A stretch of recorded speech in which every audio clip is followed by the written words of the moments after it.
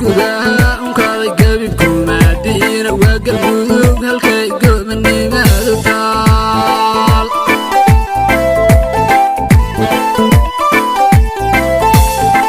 gudaha unkaaday gabibku maadiina waa galmudug halkay goobanimaadu taal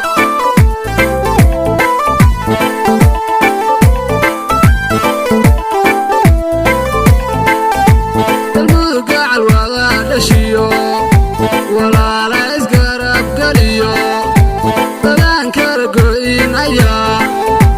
u furay guri nabada oo galmudug guusha ku hormarto wax gaara la waaye galmudug